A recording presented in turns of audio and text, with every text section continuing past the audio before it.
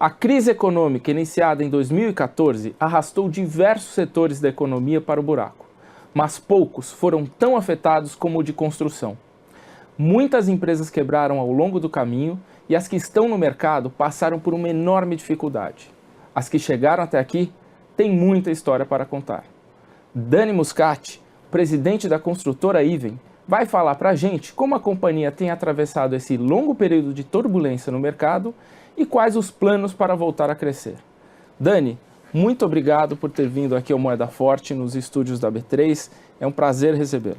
Obrigado, bom dia a todos aí, um prazer. Dani, como eu falei na introdução, muitas empresas do setor de construção atravessaram um período muito difícil. Algumas até quebraram. De que forma que essa crise econômica impactou a Iven? Bom, como você falou, acho que tivemos aí os 3 últimos anos, aí 2015, 16 e uma parte importante de 17, a PIBs negativo no país, e isso impactou tanto na subida de juros que aconteceu, tivemos juros aí próximos aí de 14%, como fazia tempo que não acontecia, desemprego aumentando bastante, indo para casa dos 13%, e isso afeta a confiança do consumidor. Quando um sujeito vai comprar o seu imóvel, principalmente quando é a sua residência e não para investimento, ele sai do plantão normalmente com um sonho, muitas vezes comprando o apartamento na planta, e com a maior dívida da sua vida. Normalmente é o bem mais caro que ele adquiriu. Então, se não tem confiança do consumidor, o sujeito não toma esse passo. E a gente sentiu essa retração muito forte. Somado a isso, nós tivemos aí muitos distratos, que foi o grande problema do setor, e que de fato isso foi bem acima do esperado. Então hoje nós temos uma lei que eu diria que é muito pouco equilibrada entre a construtora e o consumidor. O consumidor ele pode comprar o seu apartamento 3 anos antes de entregar e no final, no momento da entrega, decidir não ficar com o apartamento, e temos visto a maioria dos juízes julgando a favor da devolução deste montante. Isso tem sido muito ruim. O que a Iven tentou fazer ao longo desse tempo? Nós entendemos que o nosso mercado, que é um mercado de longo prazo, é um mercado de capital intensivo, o mais importante é ter capital, ter caixa. De fato, muitas empresas se machucaram. A Iven também se machucou. Porém, a Iven se machucou dentro do seu tamanho. Então, acho que essa disciplina financeira, que sempre foi uma pauta principal da Iven, ela continuou e ajudou a Iven a percorrer esse caminho. Essa crise ajudou a Iven a identificar processos que estavam errados? Porque quando está crescendo, a gente às vezes não enxerga, mas quando o mercado está retraído, a gente começa a enxergar os defeitos. Vocês conseguiram enxergar isso? Sem dúvida nenhuma, a crise ajudou a gente a parar e voltar para a prancheta e pensar. Quando tudo está bem, não sei se é apenas o brasileiro ou o ser humano, quando tudo está bem, normalmente você projeta as coisas continuando bem. E da mesma maneira, quando está ruim, existe uma tendência de você projetar da mesma maneira, que eu acho que é o caso um pouco agora. A Iven ficou muito mais conservadora, por exemplo, nas premissas, nas compras de terreno, nos preços embutidos nos estudos de viabilidade das compras. Procuramos buscar uma forma diferenciada, por exemplo, de vender os nossos apartamentos. A Iven é a única empresa que tem 2 imobiliárias próprias, inclusive competindo entre si, sedes separadas, heads separados e estratégias separadas. Mas isso surgiu depois Isso surgiu há cerca de 3 anos atrás, no momento que a gente percebeu que estava mais difícil escoar os nossos produtos. No momento da exuberância, vamos chamar assim, 2011, 2012, se vendia cerca de 70% no fim de semana ou no mês do lançamento e sobrava 30% de estoque. A partir do momento que isso começou a se inverter, que você vendia 30% e tinha que ter 70% dos estoques, mais ainda existia a necessidade de termos corretores especializados nos nossos produtos. Então, nada melhor do que uma imobiliária própria para termos os corretores entendendo 100% dos produtos Iven para poder estar oferecendo. E eles só vendem Iven? Só vendem Iven. Não vendem de outras marcas, Nada, de outras construtoras? Somente Iven. E vocês dão um treinamento específico para eles entenderem o produto e conseguirem vender? Sem dúvida. A gente faz isso, temos 2 empresas, a Iven More e a Iven Vendas. A Iven Vendas existe há cerca de 10 anos, a Iven More cerca de 2 anos e meio aproximadamente. Qual a diferença entre elas? Elas são as 2 empresas que, de fato, hoje têm quase o mesmo número de corretores. A única diferença é que são 2 empresas separadas com estratégias separadas. Então, da mesma maneira que você antes tinha sempre aí vem vendas num plantão junto com uma imobiliária de terceiros e competindo, porque a competição saudável é importante. Hoje a gente tem as duas empresas separadas e competindo. E o que acontece hoje? A gente vê às vezes um empreendimento onde uma imobiliária vendeu 80% e a outra 20%, e num outro empreendimento ao contrário. Enquanto que se eu tivesse só uma imobiliária ou uma imobiliária competindo com uma imobiliária fraca, eu poderia achar que o problema está no produto. E muitas vezes o problema está na distribuição e no foco do corretor. Então a gente consegue atuar de uma maneira mais personalizada nos nossos produtos. Mas por que elas têm nomes diferentes se elas atuam no mesmo mercado? Justamente porque elas têm que ser empresas separadas, completamente separadas. Elas têm endereços separados, elas têm, conforme eu falei, heads separados. Então elas são dois CNPJs separados e a maneira como cada um quer premiar o seu corretor, fazer estratégia junto a, por exemplo, a locais próximos do lançamento, podem ser separados. Então, essa é a única maneira de você permitir uma competição de verdade. Então, você estimula a competição, mas no final quem ganha é a própria Riven. Perfeito. Mas, assim, é uma competição saudável dentro do... Ou seja, os dois heads se conversam, eu tenho uma reunião a cada 2 meses com os dois juntos, entendendo resultados, se existe, sim, uma troca de melhores práticas e, obviamente, todo o compliance e todas as regras têm que ser seguidas da forma como a Iven coloca. Mas a estratégia específica de como atingir o seu cliente e de como levar, cada um tem a sua liberdade. Você falou de mais criterioso, vocês passaram a ser mais criteriosos na compra de terrenos, na avaliação de terrenos. Antes vocês gastavam mais do que deviam? Na realidade, não que nós gastávamos mais do que deviam, mas nós acreditávamos em premissas de velocidade de venda e preços que deixaram de ser verdade. Por muito tempo foram verdade, e a partir do momento que iniciou-se essa crise, percebemos que o preço de venda que nós achávamos que ia vender não estava mais sendo atingido, e a velocidade de venda da mesma forma. Então hoje, eu diria que os preços de venda dos imóveis, vamos falar de uma cidade como São Paulo, que é a principal cidade, o principal mercado imobiliário do país, nós temos hoje preços de venda que estão já superiores ao que estavam no ano passado, mas inferiores do que estavam há 2 anos e meio atrás. Então, do ano passado para cá, na prática, eles devem ter acompanhado mais ou menos a inflação. Mas, em termos reais, eles estão num preço muito baixo. E quando você compra hoje o terreno acreditando nesse preço, ou até a preços inferiores do que o que estão hoje, nós estamos sendo muito mais conservadores na compra do terreno. Porém, o que significa? Que ficou mais difícil comprar terreno, porque significa que nós temos que pagar o terreno mais barato. Então, se antes tínhamos que olhar 100 terrenos para comprar 10 terrenos, hoje talvez a gente tenha que olhar 100 terrenos para comprar 2 terrenos. Comparando um terreno na mesma região há 2 anos, há 4 anos, há 4 anos e hoje, quanto você pagaria naquela época e quanto se paga hoje? Então, depende um pouco também de qual é o patamar do preço de venda. Por exemplo, num alto padrão, um terreno pode representar 40% do VGV. Em apartamentos que têm o valor agregado um pouco menor, podem apresentar 15%. Então, dependendo... VGV é valor geral de vendas. Valor geral de vendas, perfeito. Para quem está assistindo. Então, eu diria que hoje não somente o preço, que pode ter caído às vezes 20%, em alguns casos até 30%, mas também a modalidade. A forma como pagar, seja ela que o comprador hoje pode ter uma possibilidade maior de aceitar uma permuta ou um parcelamento, e como fazemos a conta sempre no valor presente, é importante o parcelamento e é importante a permuta também. Mas quanto caiu o preço? Eu queria mais visualizar, ajudar quem está assistindo a gente a visualizar quanto se pagava num terreno, o mesmo terreno numa determinada região há 5 anos, até por conta desse crescimento do mercado, vendia fácil, e quanto se paga hoje? Caiu quanto o preço, percentualmente? Perfeito. Começando pelo preço de venda, não que eu não estou querendo responder o seu, mas começando pelo preço de venda, eu diria que o preço de venda caiu alguma coisa como 20%. Então, numa regra simples, eu te diria que o terreno também acompanhou caindo 20%. Mas em alguns casos, os terrenos chegaram a cair 30% ou até mais. Só para a gente ter uma ideia, qual que era a situação da empresa antes da crise, em termos de VGV, de lançamentos, e pós-crise? Perfeito. A Iven chegou a lançar, em 3 anos seguidos, uma média anual próxima de 2,5 bi, diria em 2012, 13 e 14. 2,5 bilhões de reais. 2,5 bilhões de reais na média, aproximada. Que em valores de hoje, inflacionados, seriam muito mais do que isso. mas vamos deixar nos valores nominais, em termos de 2,5. Em 2015, quando veio a crise, nós lançamos menos de R$1 bilhão, cerca de 850 milhões de reais. No ano passado, lançamos 1,1 bi, e esse ano devemos fazer alguma coisa talvez até um pouco inferior à do ano passado. Então, partimos de uma empresa de uma média anual em 3 anos de 2,5 bi para cerca de 1 bi. Em termos de lançamentos, quanto que reduziu?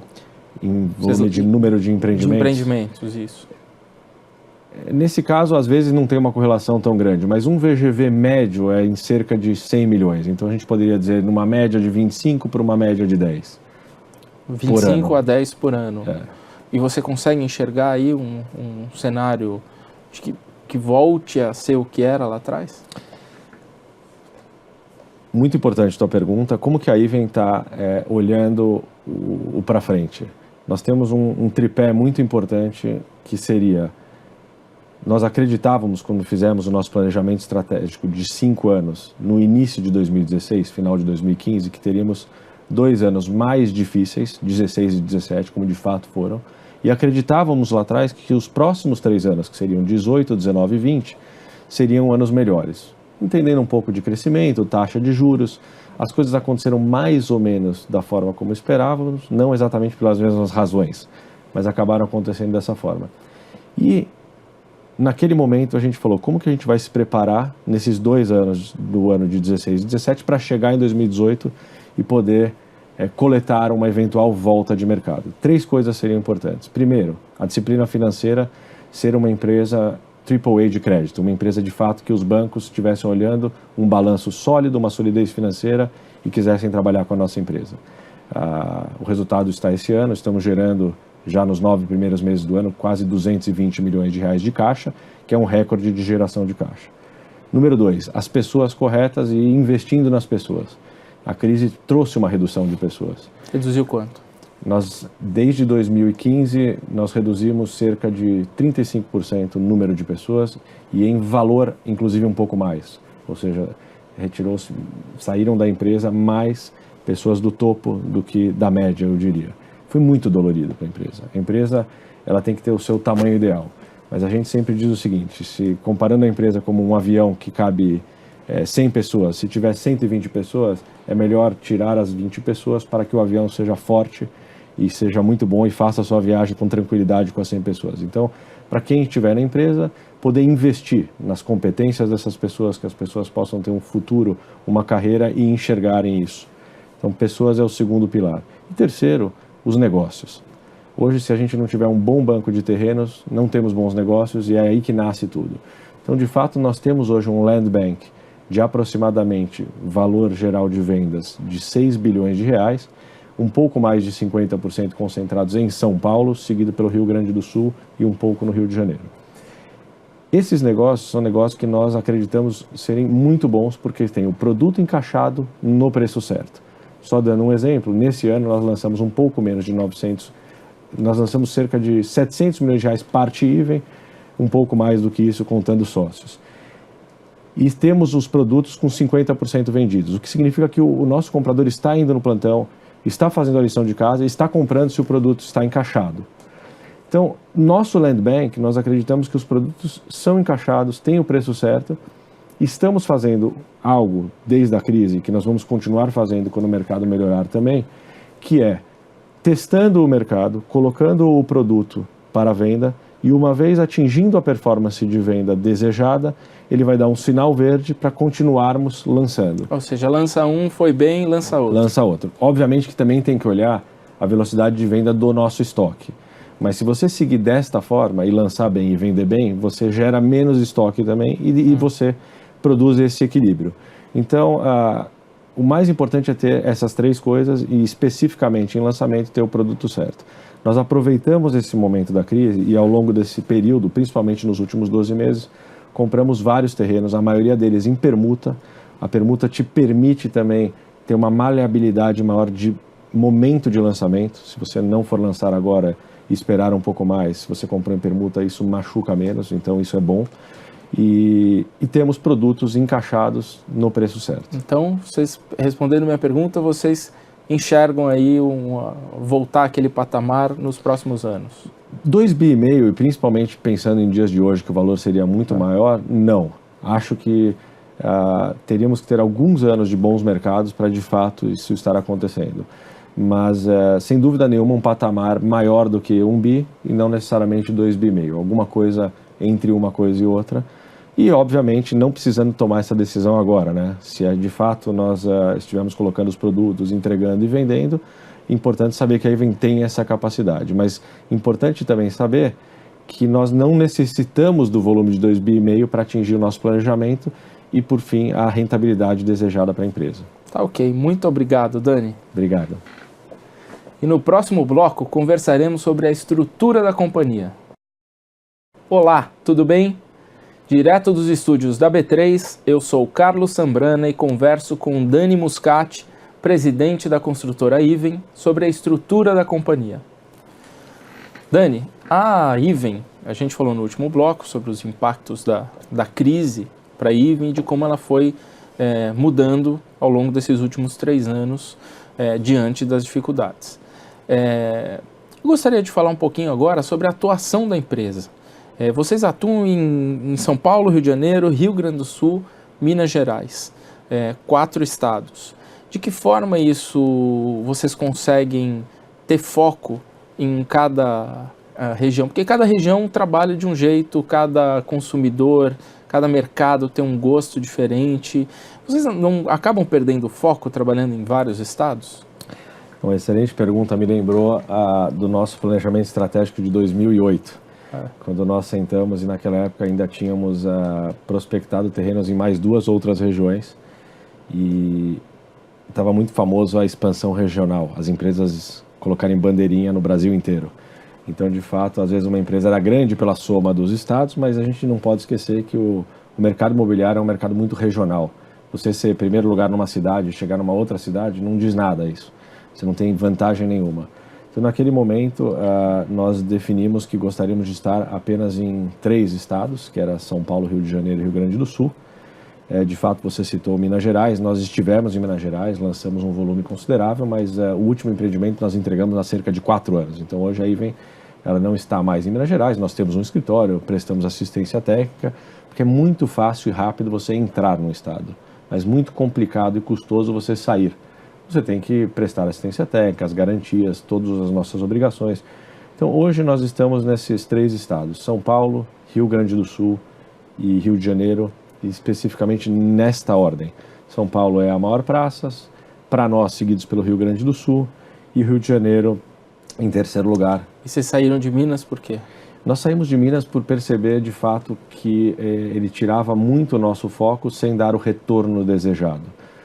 Um mercado onde a gente, por exemplo, para ser uma boa incorporadora, eu acredito que nós temos que ter uma boa construtora. Uma construtora forte é o que vai te garantir que quando você compre um terreno, você esteja usando nos seus estudos de viabilidade custos reais e que de fato você vai acabar conseguindo terminar desta forma, entregando um produto com qualidade e que possa seguir dando assistência técnica e buscando a satisfação do nosso cliente. Em Minas Gerais foi mais difícil atingir isso. O mercado lá também foi um mercado que nós entendemos mais complicado em termos de volume de venda, preços de venda, e tomamos a decisão de sair. Há alguns anos atrás, entregamos o último empreendimento, conforme eu falei, há cerca de 4 anos, e foi a decisão correta, que permitiu que a gente pudesse ter foco nas 3 regiões que atuamos. Você falou da questão de incorporação, construção. A Iven, ela está presente em todas as partes do processo, não?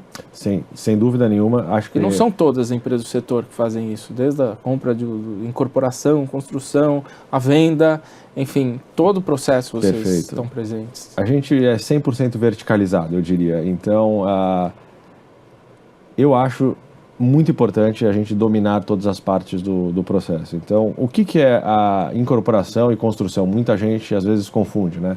Na verdade, construção é o fato de você, de fato, construir o prédio. Incorporação é praticamente todo o resto para você. Existem muitas incorporadoras que não têm construtora, então elas fazem todo o processo de adquirir o terreno, escolher qual é o projeto, aprovar o projeto, contratar uma empresa de venda ou a própria empresa de venda e contratar uma construtora.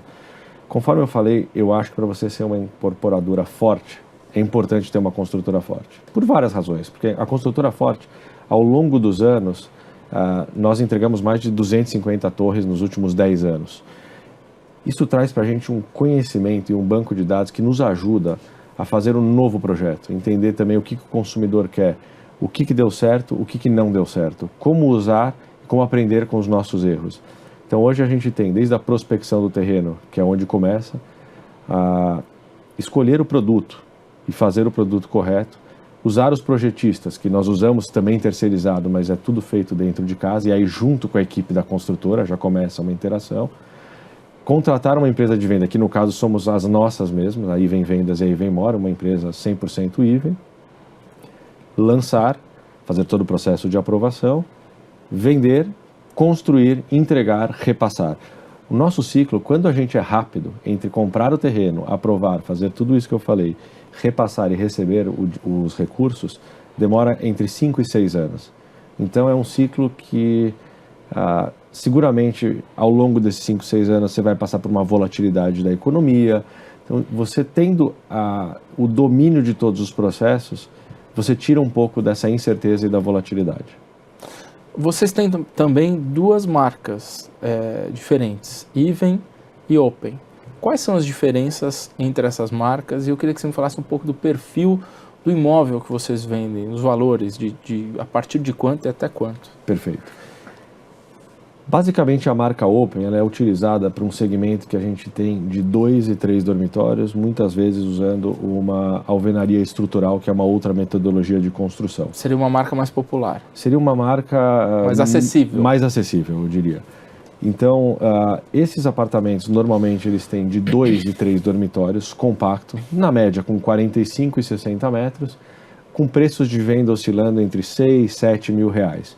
Então, metro quadrado. Então, a gente está falando de apartamentos aí de entrada, às vezes, até você pega um primeiro andar de 250 mil reais até 500 mil reais. É um segmento que a gente gosta bastante, é um segmento onde a Iven atua também há mais de 10 anos, e esse seria o nosso patamar de entrada. E aí o limite vai a apartamentos até de 10 milhões de reais, mas eu diria que Que aí na marca Iven. Na marca Iven, mas acho que o core business da empresa seria apartamentos dentro do limite do SFH, que nesse momento é até 1,5 milhão de reais.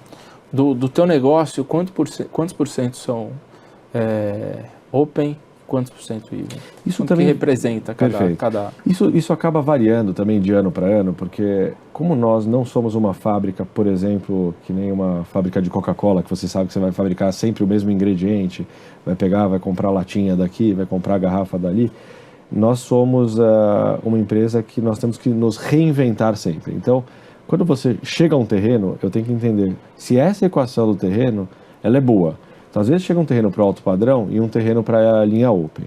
Depende de qual é o produto que eu consigo explorar, qual é o potencial construtivo e qual é o preço de venda que eu consigo colocar para saber se esse produto vai ser viável ou não.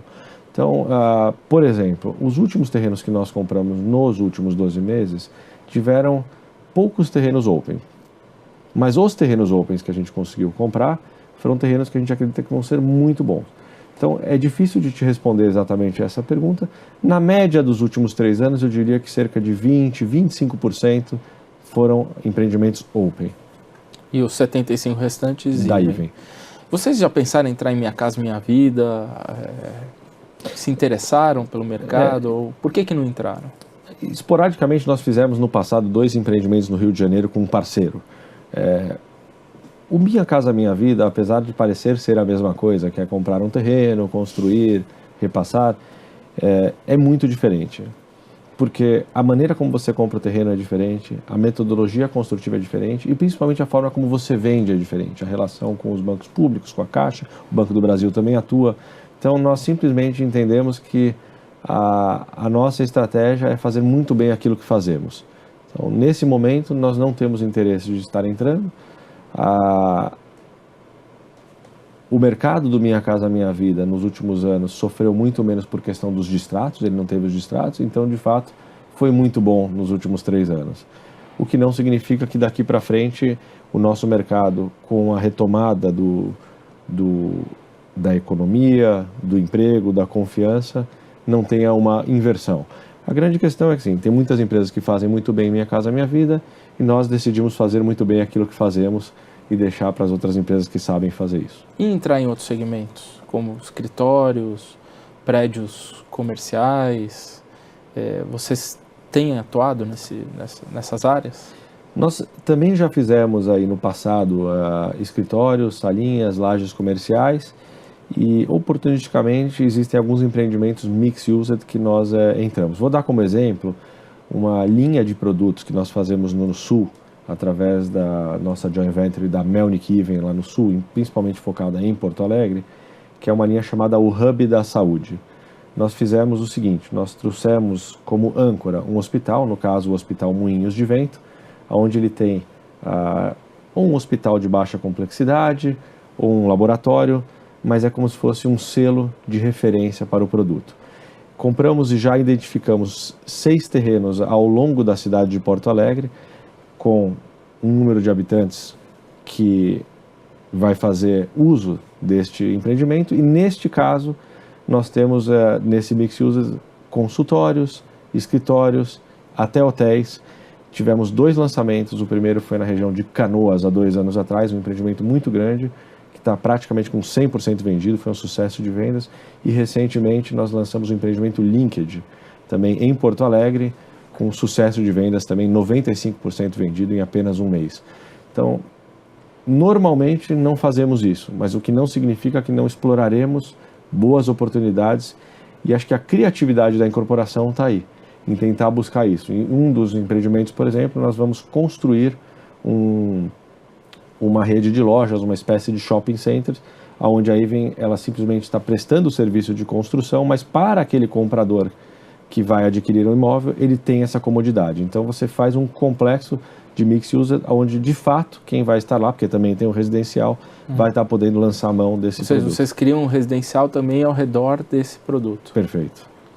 Trazendo também clientes para esse produto. Sem dúvida nenhuma. Eu acho que essa é o grande diferencial. E hoje, cada vez mais, né, com o trânsito da cidade, etc., se você puder trazer a comodidade para esse cliente, ele puder fazer mais as coisas dentro de casa, seja da espécie de lazer fazer, mas também um pouco de você ter algumas lojas próximas, isso é muito importante. Mas isso é mais fácil fazer no Sul ou fazer em São Paulo é mais difícil, não? Você tem poucas áreas disponíveis, grandes assim, dessa forma, para criar empreendimentos dessa maneira. Esse empreendimento do Hub da Saúde, um dos empreendimentos, por exemplo, ele tem um terreno muito grande, o outro é um terreno já de um tamanho um pouco mais normal, tem outros terrenos prospectados que são maiores. É possível sim fazer em São Paulo, a gente acredita, tanto esse tipo de empreendimento quanto coisas parecidas. A gente tem visto algumas oportunidades nessa linha aqui. Vocês estão então de olho nisso em São Paulo? Também estamos de olho para fazer também. Daria para adiantar qual produto Não, vocês criariam? A gente tem alguma série de produtos aí de mixed use. O que existe hoje é o próprio plano diretor, que ele ajuda isso em relação a garantir potenciais construtivos como, por exemplo, uma fachada ativa, onde você permite ter mais 20% de construção adicional de um terreno, permitindo, caso você faça o uso para lojas ou para algumas vocações comerciais. E acho que o importante é saber usar isso e tentar, até no limite, controlar quem é o mix de lojas que vai estar tendo lá. Então, a gente tem alguns casos onde a gente tem residenciais ligados com mini malls, ou residenciais ligados com, por exemplo, hotel. Nós estamos fazendo... Mas aí vocês administram esses mini malls e esses hotéis também? Normalmente não, mas a gente procura uma bandeira que seja muito competente e nós nos preocupamos quem serão os futuros inquilinos, para poder ter certeza que tenha uma sinergia com o produto. Mas o prédio continua sendo de vocês? Não, nós também alienamos isso e vendemos para quem estiver ou explorando ou para alguém que vai no final ser um investidor que vai ter um prestador de serviço fazendo isso. Mas nós fazemos questão de participar da junção, nesse caso, quando quem estiver comprando não é o mesmo que estiver explorando, e ter certeza que a exploração vai trazer uma sinergia benéfica para o residencial, que no caso, de novo falando, é o nosso foco. Tá ok, muito obrigado, Dani. Obrigado. E no próximo bloco conversaremos sobre os resultados da empresa. Olá, tudo bem? Direto dos estúdios da B3, Eu sou o Carlos Sambrana e converso com Dani Muscati, presidente da construtora Iven, sobre os resultados da empresa. Dani, esse ano a Iven teve prejuízo nos 3 primeiros trimestres. Foi de 78 milhões no primeiro, 39 milhões no primeiro, 78 no segundo e 25 milhões agora de prejuízo. Ao que se deve esses resultados? Por que a Iven deu prejuízo? Acho que é muito importante para o pessoal que está ouvindo a gente entender um pouco como funciona a contabilidade no nosso setor, né? Existe uma sigla que, na verdade, ela é em inglês, que ela é a sigla do POC, que em português seria o percentual de conclusão das obras, que mais ou menos é o seguinte: imagina que você comprou um terreno e vendeu um empreendimento que vai ter um valor de vendas de 100 milhões de reais e quando você vender ele inteiro, você vai ter 40 milhões de reais de lucro. E você foi um sucesso absoluto, lançou, vendeu tudo. No seu balanço não vai aparecer 40 milhões de reais de lucro. Esse lucro ele vai aparecer conforme o andamento da obra. Então, se a obra demora 3 anos, ele vai andar e vai durante 3 anos estar acontecendo. De tal maneira que, também explicando de uma forma simples, o balanço de uma construtora no Brasil é como se fosse não uma foto, mas como se fosse um filme, uma média dos últimos 3 anos. Então, como nós tivemos um volume de entregas muito forte nos últimos 2 e 3 anos, o ano passado nós entregamos 2,3 bilhões de reais em relação ao volume de lançamento. Neste ano 2017 nós pretendemos entregar 2,5 bilhões de reais e nós não estamos começando obras na mesma velocidade, porque conforme eu falei nos blocos anteriores, nós tivemos uma média de lançamentos anual de cerca de 2,5 bi nos anos de 2012, 13 e 14, e nos últimos 3 anos, cerca de 1 bi. Então, o volume de obras acabando não está sendo compensado por um volume de obras iniciando. Portanto, o receitamento que vai de acordo com o andamento das obras, ele está menor. Essa é uma razão. A segunda razão, que ela é maior do que essa, inclusive, são os distratos. Porque os distratos normalmente acontecem quando o empreendimento está próximo da entrega, portanto, com 100% de conclusão, e com margens altas. Os nossos distratos, em média, eles têm voltado com margem de 45%. Então, eu vendi um empreendimento hoje com uma margem de 30%, ok, ainda receitei uma parte pequena e, de repente, entra um distrato com menos 45% vezes 100% de conclusão. Dessa forma, a gente tem um impacto negativo muito grande.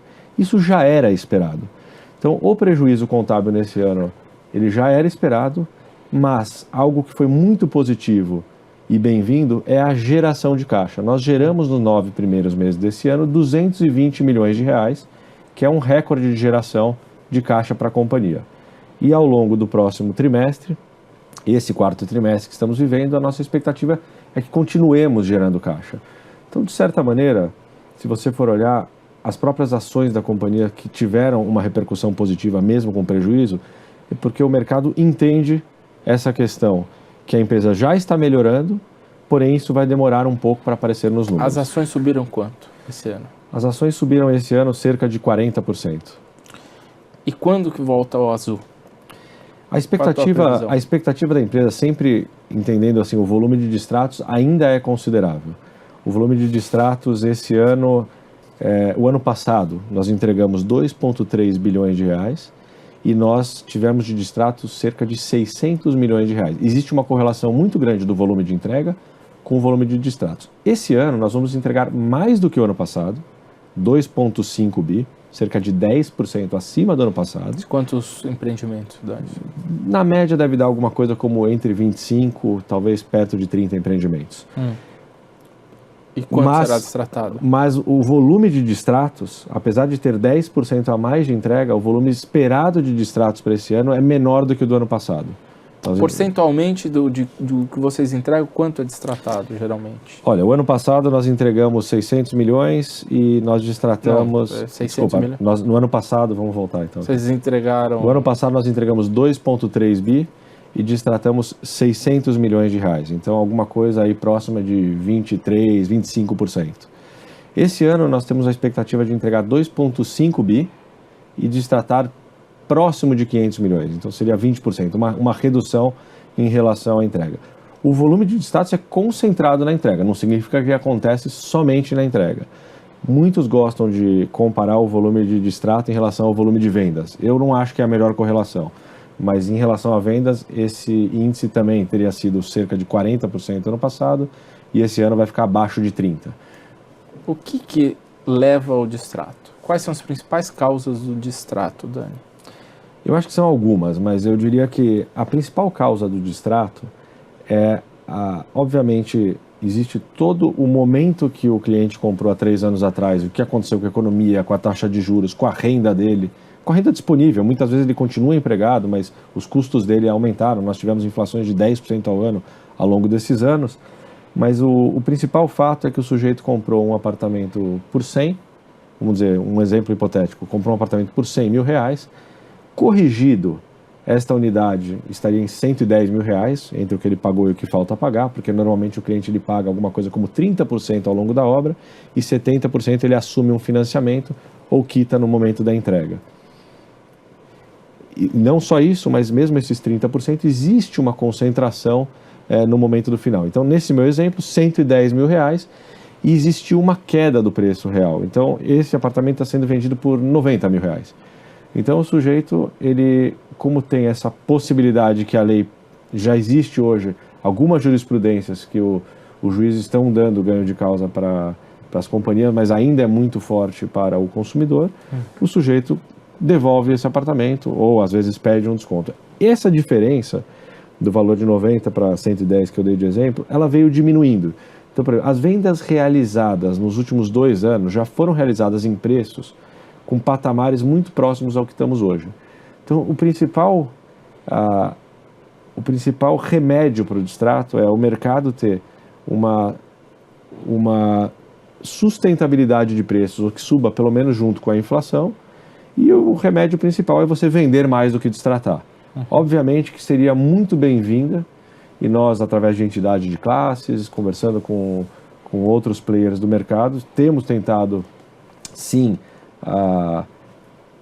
mostrar para o Poder Judiciário, mostrar para os políticos, mostrar para quem hoje poderia ter a caneta na mão para mudar essa lei, que isso é muito ruim, porque no final do dia, se você tem hoje um empreendimento que é feito no patrimônio de afetação, que é exatamente feito para proteger quem são os compradores, e aí você tem 100 compradores que compraram o imóvel, e de repente 30 querem distratar, esses 30 estão prejudicando os outros 70 também. Porque não existe daí uma proteção que de fato proteja esse consumidor, porque aí não vão ter garantido os recursos. A gente comentou no outro bloco que muitas empresas tiveram problemas seríssimos e quebraram, etc. A Iven também teve problemas, só que ela teve problemas dentro do seu tamanho. A disciplina financeira sempre permitiu dar o passo do tamanho da perna. Então, nós também sofremos bastante, estamos sofrendo com distrato, tivemos 600 milhões de distrato ano passado, vamos ter próximo de 500 esse ano, 400 no ano retrasado, ou seja, em 3 anos, 1,5 bi de distrato. Só que a empresa ela tem uma estrutura que ela consegue vender rapidamente essas unidades que voltam. É verdade que por um preço menor, e isso está impactado no lucro, no balanço, mas vende rápido, que mostra que nós temos um produto líquido, uma estrutura com as 2 empresas imobiliárias que está permitindo ter essa velocidade.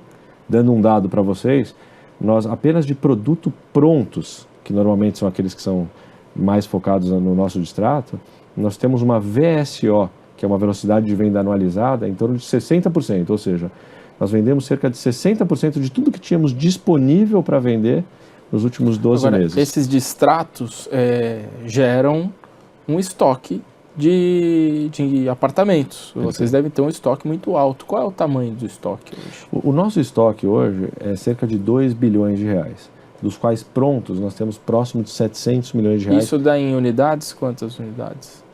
Em unidades, se a gente fizer uma média de unidade, aí alguma coisa como 500, 600 mil reais, nós estamos falando alguma coisa como um pouco abaixo de 4 mil unidades. A grande questão é a seguinte: conforme eu estava falando, os distratos eles voltam, mas nós estamos tendo uma velocidade muito grande de revender esse distrato. Então, repetindo, nós tivemos 60% de velocidade de venda de unidades prontas em relação ao que a gente tinha. Em outras palavras, se a gente só tivesse unidades prontas, em 1 ano e meio nós liquidaríamos o nosso estoque dessa forma. Como nós continuamos tendo uma entrega ainda expressiva nos próximos 2, 3 trimestres, nós esperamos a redução desse volume de estoque pronto só um pouco mais para frente, porque eu também tenho que achar o equilíbrio entre velocidade de venda e rentabilidade. Você estima para quando essa redução? A nossa redução do estoque total ela já ocorreu. Esse ano nós começamos o ano com cerca de 2,2 bi de estoque, estamos com 2 bi de estoque. Então nós tivemos alguma coisa um pouco acima de 10% de redução do estoque. Isso vai continuar. Então hoje, se você pegar o nosso estoque de 2 bi e pegarmos nossa venda bruta dos últimos 9 meses, foi 1 bi 250. Se a gente analisar isso, daria 1 bi 650.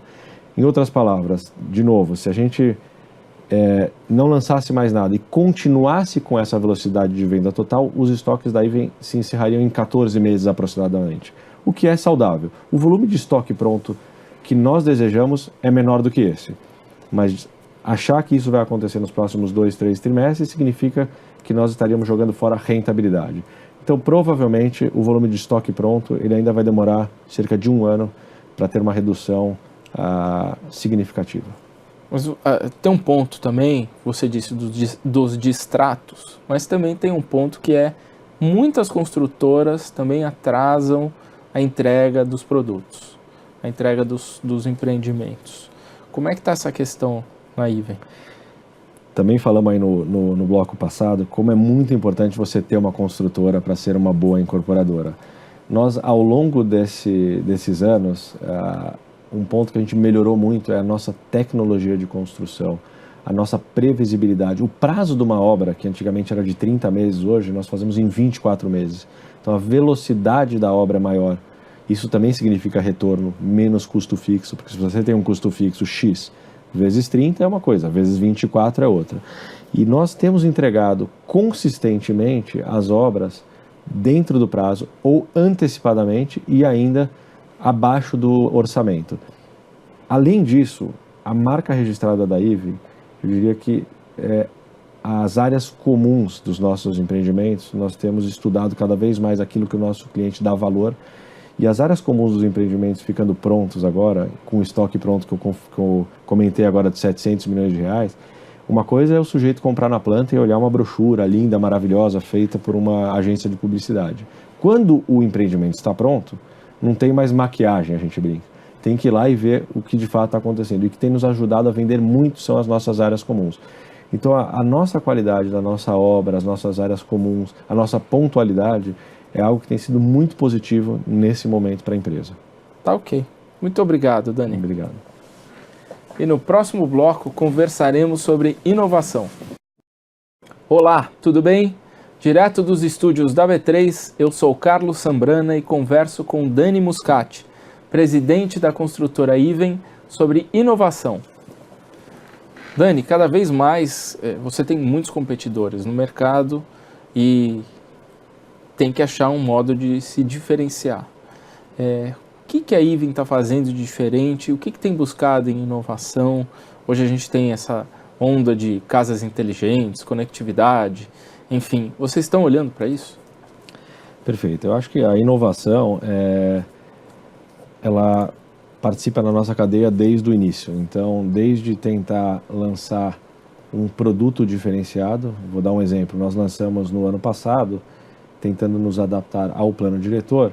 O plano diretor hoje ele tem uma restrição grande, por exemplo, de vagas de garagem. Então nós lançamos, fomos uma das primeiras empresas em São Paulo a lançar num mesmo empreendimento, um empreendimento separado, que seriam estúdios, com entradas separadas, lazer separados, ruas separadas, e um empreendimento de 150 metros, de tal forma que os estúdios não têm vaga de garagem, uma tendência, porque normalmente esses empreendimentos eles têm esse benefício de potencial construtivo em troca de um menor número de vagas de garagem, porque eles estão próximos de metrô ou de outros transportes públicos, pensando um pouco no público jovem, que hoje cada vez mais talvez não tenha necessidade de ter o seu automóvel, ou muito menos de ter vários automóveis.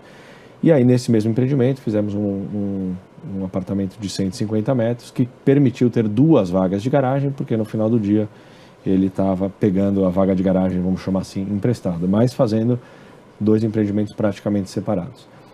Outra inovação importante é na metodologia construtiva, que ao longo dos últimos anos nós cada vez mais temos procurado fazer uma forma menos invasiva. Então, por exemplo, nossos kits hidráulicos, que hoje são feitos fora do canteiro de obras, eles já vêm prontos para colocar. Esse kit hidráulico, ele tanto é mais fácil para colocar quando você gasta menos, você quebra menos parede, e você, quando tem que fazer algum problema de revisitação de um problema hidráulico que pode ter numa eventual garantia que você tem que estar dando da assistência técnica, você também tem o que a gente chama de shafts visitáveis, que são como se fossem janelinhas que você pode tirar da parede, olhar sem quebrar e verificar onde está um vazamento. Então, essa foi uma inovação bem importante. E várias metodologias construtivas que permitiram que a gente conseguisse redução de prazo de até 20% em relação ao número de meses da obra, que isso é retorno financeiro e que no final do dia você pode tanto estar aumentando a sua margem quanto repassando uma parte desse benefício para o consumidor. O que o consumidor quer? O que vocês têm percebido? O que ele busca quando ele vai buscar um apartamento?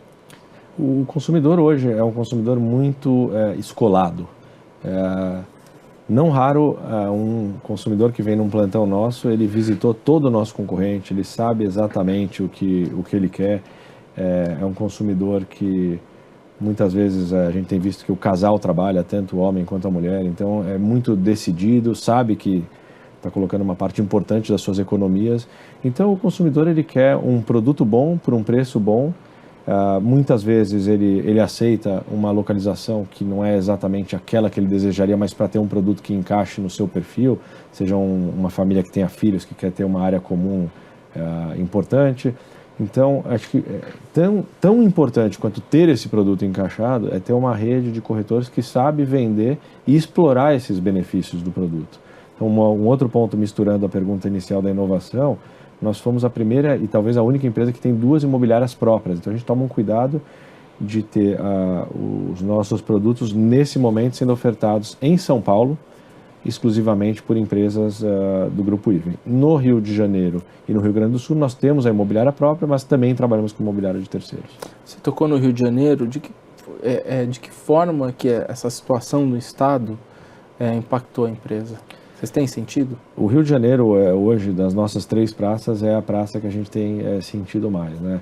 O que eu tenho conversado, inclusive, com o nosso time de lá, né, é fazendo uma analogia que o país voltou a crescer. Tivemos os últimos 2, agora talvez 3 PIBs trimestrais positivos, o que, de fato, 2 PIBs trimestrais significa que saímos da recessão aí da forma teórica e o país volta a crescer. Então, um PIB positivo esse ano, muitos economistas aí colocando um PIB bastante positivo em relação ao que tivemos nos últimos 3 anos, principalmente para 2018, e eu diria que os estados são como sendo puxados por uma locomotiva. Nesse momento, o Rio de Janeiro ele está nos vagões de trás, ele também vai voltar.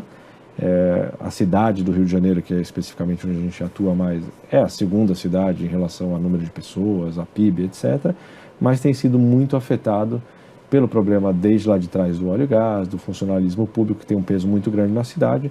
Então nós temos sim sentido, das 3 praças que a gente atua, o Rio de Janeiro é a praça que está hoje um pouco mais difícil. Mais difícil vender? Mais difícil vender. Caiu quanto as vendas lá? Nós também reduzimos muito o volume de lançamentos, então a gente se adequou a isso. Então o volume de vendas ele também teve uma redução em relação Quanto que vocês reduziram? Nós lançávamos no Rio de Janeiro, chegamos a lançar aí próximo de 400 milhões de reais por ano. Esse ano nós estamos lançando uma segunda fase do empreendimento de 80 milhões de reais. Bem pouco. Bem menos. Bem menos do que em todas as outras praças em que vocês atuam. E sem dúvida nenhuma, uma coisa que é importante é saber cuidar desse momento, porque não lançar agora significa de fato ter uma empresa saudável para quando esse mercado voltar, porque ele vai voltar, a gente só não sabe quanto tempo vai demorar. Então é importante não estar gastando gasolina à toa.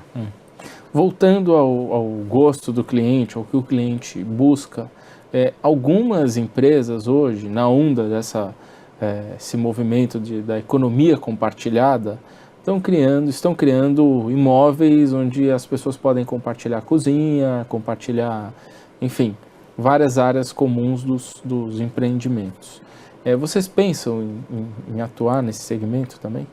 O que nós temos e já fazemos faz muito tempo, principalmente nos empreendimentos que têm o tamanho da unidade menor, Então, desde os empreendimentos que eu comentei da nossa linha Open, que são de 45, 60 metros, ou mesmo da marca Even, nós temos espaço muito das áreas comuns que são investidos, onde você tem, por exemplo, o chamado espaço gourmet, mas que de fato a pessoa usa. Ele pode reservar e tem dentro da casa dele, ele poderia receber meia dúzia de amigos, mas ele pode receber confortavelmente 100 amigos, ou fazer uma festa, fazer um casamento, fazer o que ele quiser. Ele consegue alugar e reservar. Obviamente que existe toda uma política de como está utilizando isso, mas você tem um espaço gourmet que de fato tem lá o seu fogão aparente, para quem gosta de cozinhar e está junto com os convidados e está recebendo. Então, as áreas comuns hoje, elas têm sido estudadas para a gente oferecer espaços confortáveis naquilo que de fato o cliente usa, que normalmente são brinquedoteca, uma academia de ginástica boa, um salão de festas e um espaço gourmet. E também espalhado pelo condomínio fora, quer dizer, a parte de piscina, a parte de esportes, muitas vezes quadra, alguns empreendimentos nossos com quadras de tênis e fornos de pizza ou inclusive churrasqueiras. Tem um empreendimento que nós vamos entregar entre este ano, final desse ano e o ano que vem, no Alto da Lapa, que ele tem 5 churrasqueiras e 3 fornos de pizza. É uma coisa que a gente percebeu que as pessoas usam separados e é um momento de confraternização. Mas produtos como um escritório comum, mais para jovens, hoje algumas empresas até estão fazendo isso, escritórios comuns para jovens, uma cozinha central onde possam cozinhar e o apartamento não tem cozinha. Esse tipo de empreendimento vocês analisam ou não? Hoje, mesmo no nosso produto, que é o menor, que é um estúdio, ele tem lá uma mini cozinha. Mas as áreas comuns desses empreendimentos menores, nós já temos, por exemplo, salas de reunião, nós já temos essas cozinhas que podem ser usadas juntos. Obviamente que isso vai depender depois da instalação do condomínio, se de fato eles vão querer dar esse uso. Mas já faz alguns anos que nós temos esse empreendimento. Um empreendimento que seria meio icônico nessa linha é um empreendimento nosso na Consolação, para quem mora em São Paulo, que chama London SP. Ele tem, para localizar quem passa a noite lá, ele tem um pedaço grande, um pé direito, que fica projetando luzes de cores diferentes, muitas vezes aí ligados com alguma data importante. E esse empreendimento, ele tem essas áreas comuns. E esse empreendimento, já falando dele, não especificamente o que você está falando, ele tem uma piscina de 50 metros no 14º andar, que é uma coisa única também, talvez na América Latina, bem bacana. E são apartamentos pequenos? São apartamentos de estúdio, 1, 2 e pequenos, alguns de 3 dormitórios, mas a maioria é estúdios, 1 e 2 dormitórios. E no próximo bloco, conversaremos sobre política e economia. Olá, tudo bem? Direto dos estúdios da B3, eu sou o Carlos Sambrana e converso com Dani Muscati, presidente da construtora Even, sobre política e economia. Dani, esses últimos anos coincidiram com a crise econômica, uma coisa está ligada à outra, tivemos uma grande crise política. De que forma você está enxergando o país hoje? De fato, nós sentimos uma volatilidade muito grande e no nosso setor, acho que comentei um pouco sobre isso nos blocos anteriores, é um setor de longo prazo. Quando a gente compra um terreno, entre comprar o terreno, aprovar, lançar, construir e entregar, quando somos rápidos, estamos falando de 5 anos, às vezes 6 anos. Então é normal pegarmos ciclos tanto de economia e eventualmente de política, e as empresas têm que estar preparadas.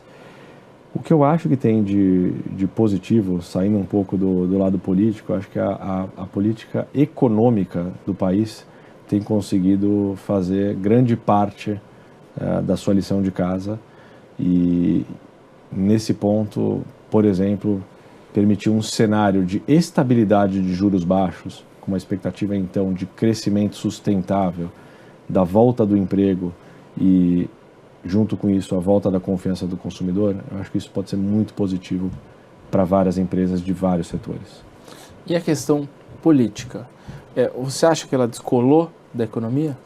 Eu acho que num primeiro momento não, mas nos últimos 12 meses eu acho que tanto o empresário daqui quanto o investidor de fora conseguiu, até onde isso é possível, ter uma descolada. Obviamente que quando você vê alguns escândalos acontecendo, isso é negativo para a imagem, mas se você pegar tudo que tem acontecido ao longo dos últimos 12 meses, alguns avanços foram feitos, né? Esses últimos eventos que a gente assistiu, delações, dos irmãos Batista, atrapalharam de alguma forma os negócios da empresa? Porque a economia estava voltando a crescer naquele momento, em maio, e de repente, e muitos empresários dizem isso, de repente ela deu uma estagnada e até voltou a cair. Como é que foi para vocês isso? Não, vocês sentiram? Atrapalharam bastante. Eu lembro que, especificamente no final de semana onde isso aconteceu, nós estamos fazendo um evento anual que a gente faz em Porto Alegre, que pegou uma semana depois disso, teve sim um impacto, e sem dúvida nenhuma foi muito negativo, né? Porque é uma coisa que expôs o país tanto internamente quanto para fora, né? Eu acho que assim, a nossa expectativa é que o governo possa ter uma base unida e aliada para poder tomar as decisões e aprovar aquilo que precisa ser aprovado, né? Quando acontecem essas volatilidades, isso se torna mais difícil, que foi o que aconteceu naquele momento. Como é que você enxerga as reformas que foram feitas pelo governo e as que ainda faltam ser feitas, como a Previdência que está sendo discutida hoje? Eu acho que, de uma certa maneira, o governo fez e aprovou algumas coisas importantes. Nunca vai ser 100% da forma como alguém gostaria ou como outro gostaria, mas a reforma da Previdência é muito importante. Fazendo uma analogia, eu gosto muito de analogias, né? O país é como se fosse uma empresa. E uma empresa, ela precisa consistentemente, pelo menos a longo prazo, ganhar mais do que gastar. Se a empresa, um ano específico acontece que não tem isso, ou 2 anos, se ela tiver reservas, não tem problema.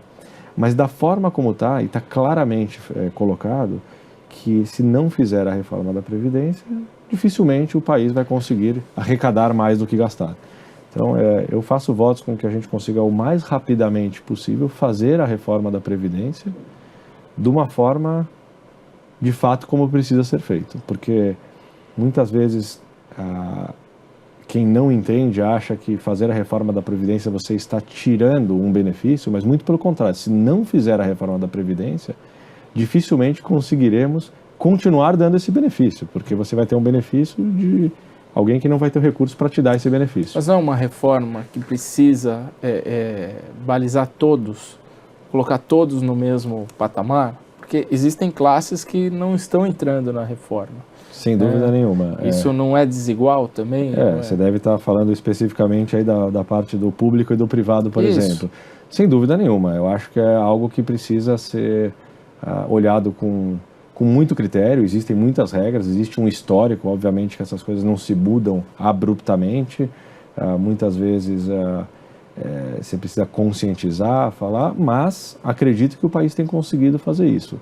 Através das mídias sociais, através dos movimentos que têm conseguido expor ao público um pouco melhor o que tem acontecido, porque existia uma desinformação muito grande, por isso que foi feito durante vários anos dessa forma. Essa mudança que tem acontecido radicalmente e exponencialmente nos últimos anos, ela se dá pela disseminação da informação. Hoje eu vejo, por exemplo, jovens, o meu filho mais velho tem 17 anos, o nível de conversa que ele tem com os amigos dele, a politização, o entendimento do que está acontecendo é muito maior do que, por exemplo, eu tinha com meus amigos naquela idade, porque a informação está disseminada. E eu acho que esse sim é o começo para a gente fazer uma mudança perene e de longo prazo. E a reforma trabalhista, como é que você enxerga? De que forma você está encarando ela e se vai adotar algum dos pontos da nova reforma na IVEN? Eu acho que a reforma trabalhista, ela, em certo ponto, ela é meio parecida com o que eu falei agora, né? Muitas vezes, assim, o trabalhador da CLT, ele vê a reforma trabalhista e às vezes é propagado dessa forma propositalmente, como sendo tirando direitos dos trabalhadores. Mas se você for ver, principalmente as empresas que tiveram que demitir, e muitas tiveram nesses últimos 3 anos, tiveram custos enormes, tiveram custos muito acima daquilo que foi o esperado e muitas vezes do que foi justo.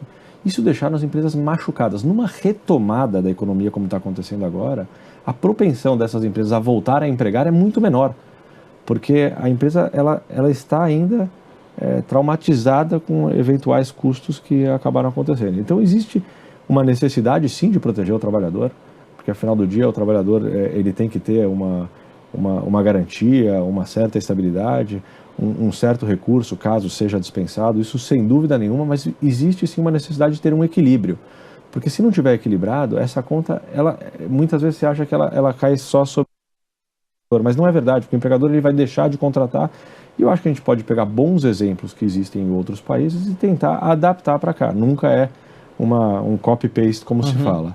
E aí vai sim procurar estar sendo sempre justa com os trabalhadores, mas ao mesmo tempo procurar um equilíbrio entre as leis. Ainda é muito recente isso que aconteceu, né? Faz 2 semanas que de fato ele está valendo, então a gente ainda está entendendo qual que vai ser a Você acha que ainda tem uma insegurança jurídica também? Eu acho que a reforma foi importante, foi um passo, mas ainda existe uma caminhada a ser feita, mas acho que foi importante. E eleições de 2018, Dani, como é que você está vendo? Eu acho que um ano de eleição no Brasil, né, se você pegar nas últimas eleições, sempre é um ano que traz volatilidade, né? A volatilidade para qualquer mercado, ela não é positiva. Porém, pegando tudo o que aconteceu nos últimos 4 anos, todos esses escândalos, enfim, é esperado uma eleição que pode, às vezes, ter uma polemização em relação a candidatos que iriam para um segundo turno. No nosso caso, quer dizer, aí falando pessoalmente, eu sou a favor que tenha um candidato que de fato esteja pensando no país, alguém que tenha condições de fazer uma gestão no país, porque, de novo, um país ele não é diferente de uma empresa e é uma coisa muito complexa. Existe sim uma necessidade de ter uma base unida dos governantes, seja no Senado, seja na Câmara, para poder aprovar tanto aquelas medidas que são populares, quanto às vezes aquelas que são impopulares. E mesmo sendo impopulares, é importante que tenha um candidato que consiga comunicar para todos que essa medida impopular no curto prazo vai ser benéfica para todos no longo prazo. E é sempre assim. E você consegue enxergar alguém com esse perfil? Eu acho que tem alguns nomes. Eu acho que eu preferia me abster de falar de um nome ou de outro para não privilegiar ou falar bem ou mal de alguém, porque falar de política é complicado. Mas eu vejo nessa eleição sim condições de termos aí bons nomes para estar concorrendo para tocar o nosso país. Uma coisa que eu acho importante muitas vezes existem programas, né? Você pega, por exemplo, na cidade de São Paulo, o plano diretor. O plano diretor, ele é maior do que um mandato só. Eu acho que talvez deveríamos ter planos de educação, planos de moradia, planos mais audaciosos e com prazos maiores do que apenas 1 ou 2 mandatos, porque essa é a única forma, de fato, de mudar um país. Então, existem sim várias reformas para serem feitas. Obviamente que uma coisa que eu sempre falo, só não erra quem não faz. Quem estiver lá sempre vai ter um holofote muito grande, vai fazer, vai errar e vai acertar. É importante que acerte muito mais do que erre, entendeu? E que também não faça os mesmos erros. Você vai segurar investimentos de olho em 2018 ou não? Eu acho, assim... Não tem mais cautela? O ano de 2018 é um ano que, na parte econômica, parece que será muito melhor do que foi 2017, mas uma eventual volatilidade dependendo de quem serão os candidatos que estarão na frente, poderá mexer com o nosso calendário de lançamentos. Conforme eu falei, a gente vai estar analisando as performances dos empreendimentos passados para poder estar soltando no futuro e um pouco da temperatura do que está acontecendo no país. É prudente. Tá ok. Dani, eu sempre deixo essa última parte do programa para que o convidado envie uma mensagem para quem está assistindo. Por favor, o espaço é seu. Obrigado. Eu acho que a gente conversou aí sobre várias coisas e uma das coisas que conversamos bastante aqui foi os últimos 3 anos muito difíceis que tivemos para o país, com PIB negativo, mas nos últimos 2 ou 3 trimestres já conseguimos ver uma volta. Então, juros baixos, uma expectativa que já aconteceu da volta do emprego e de uma forma perene ter esses juros baixos que permita um crescimento da economia. Eu queria dizer que eu acredito muito no país. Essa volatilidade que aconteceu aí nos últimos anos, esse problema político que a gente acabou vendo acontecendo aí que nos envergonha, que é a história da Lava Jato, tanto dentro quanto fora do Brasil, mas foram importantes para poder fazer uma limpeza e ter certeza de que seja o candidato que for que possa assumir em 2018, um candidato que a gente possa acreditar que vai levar o país para frente. Eu acredito muito no Brasil. O Brasil é um país de empreendedores. Eu costumo falar que quem acorda de manhã, o brasileiro, ele acorda para vencer, ele é otimista, ele quer ter sucesso. Acho que a gente teve um ganho grande também na educação, o número de jovens hoje que estão nas faculdades. Então eu deixo uma mensagem aí de positivismo para cada um que estiver assistindo, sempre poder fazer a sua parte, porque muitas vezes a gente acha que nós estamos deixando para os outros fazerem a parte deles. E se cada um fizer a sua parte, de entender como que a gente pode deixar uma marca positiva naquilo que a gente está fazendo, isso vai ser uma contaminação positiva com quem estiver do seu lado e com isso levarmos o país para onde a gente quer que ele seja. Muito obrigado. Muito obrigado, Dani. Agradeço a presença do Dani Muscati e a você que nos acompanha na TV Dinheiro. Muito obrigado e até o próximo Moeda Forte.